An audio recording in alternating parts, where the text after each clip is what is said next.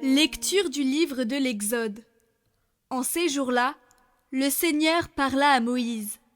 Va, descends, car ton peuple s'est corrompu, lui que tu as fait monter du pays d'Égypte. Ils n'auront pas mis longtemps à s'écarter du chemin que je leur avais ordonné de suivre. Ils se sont fait un veau en métal fondu et se sont prosternés devant lui. Ils lui ont offert des sacrifices en proclamant « Israël, voici tes dieux qui t'ont fait monter du pays d'Égypte. » Le Seigneur dit encore à Moïse « Je vois que ce peuple est un peuple à la nuque raide. Maintenant, laisse-moi faire.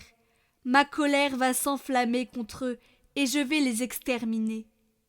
Mais de toi, je ferai une grande nation. » Moïse apaisa le visage du Seigneur son Dieu en disant « Pourquoi, Seigneur, ta colère s'enflammerait-elle contre ton peuple, que tu as fait sortir du pays d'Égypte par ta grande force et ta main puissante? Pourquoi donner aux Égyptiens l'occasion de dire « C'est par méchanceté qu'il les a fait sortir, il voulait les tuer dans les montagnes et les exterminer à la surface de la terre. » Reviens de l'ardeur de ta colère, renonce au mal que tu veux faire à ton peuple.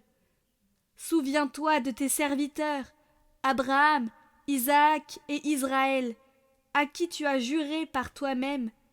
Je multiplierai votre descendance comme les étoiles du ciel. Je donnerai, comme je l'ai dit, tout ce pays à vos descendants, et il sera pour toujours leur héritage. Le Seigneur renonça au mal qu'il avait voulu faire à son peuple. Souviens-toi de nous, Seigneur, dans ta bienveillance pour ton peuple. Souviens-toi de moi, Seigneur, dans ta bienveillance pour ton peuple. Avec nos pères, nous avons péché, nous avons failli et renié. À l'Horeb, ils fabriquent un veau. Ils adorent un objet en métal. Ils échangeaient ce qui était leur gloire pour l'image d'un taureau, d'un ruminant. Ils oublient le Dieu qui les sauve, qui a fait des prodiges en Égypte, des miracles au pays de Cham, des actions terrifiantes sur la mer Rouge. Dieu a décidé de les détruire. C'est alors que Moïse, son élu, surgit sur la brèche devant lui, pour empêcher que sa fureur les extermine. Souviens-toi de nous, Seigneur, dans ta bienveillance pour ton peuple.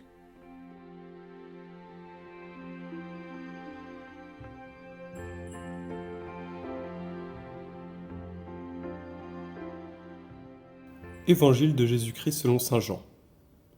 En ce temps-là, Jésus disait aux Juifs : « Si c'est moi qui me rends témoignage, mon témoignage n'est pas vrai. C'est un autre qui me rend témoignage, et je sais que le témoignage qu'il me rend est vrai. Vous avez envoyé une délégation auprès de Jean le Baptiste, et il a rendu témoignage à la vérité.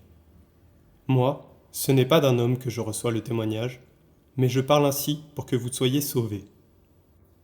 Jean était la lampe qui brûle et qui brille, et vous avez voulu vous réjouir un moment à sa lumière. Mais j'ai pour moi un témoignage plus grand que celui de Jean. Ce sont les œuvres que le Père m'a donné d'accomplir. Les œuvres même que je fais témoignent que le Père m'a envoyé. Et le Père qui m'a envoyé, lui, m'a rendu témoignage. Vous n'avez jamais entendu sa voix, vous n'avez jamais vu sa face, et vous ne laissez pas sa parole demeurer en vous, puisque vous ne croyez pas en celui que le Père a envoyé. Vous scrutez les Écritures parce que vous pensez y trouver la vie éternelle. Or, ce sont les Écritures qui me rendent témoignage, et vous ne voulez pas venir à moi pour avoir la vie. La gloire, je ne la reçois pas des hommes. D'ailleurs, je vous connais. Vous n'avez pas en vous l'amour de Dieu. Moi, je suis venu au nom du Père, et vous ne me recevez pas. Qu'un autre vienne en son propre nom, celui-là, vous le recevrez. Comment pourriez-vous croire, vous qui recevez votre gloire les uns des autres, et qui ne cherchez pas la gloire qui vient du Dieu unique? Ne pensez pas que c'est moi qui vous accuserai devant le Père.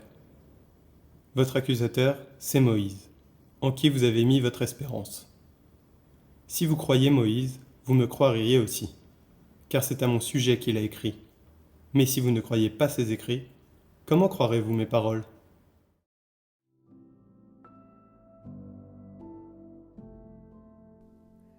Cette semaine, je serai attentif à ma façon de me comporter avec les autres et à fuir ce qui est vulgaire et laid.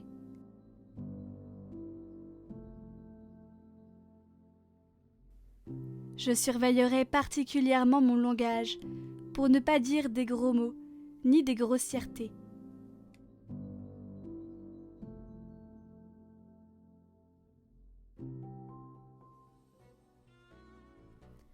Ô Jésus, rendez mon regard, mes paroles et mon cœur purs.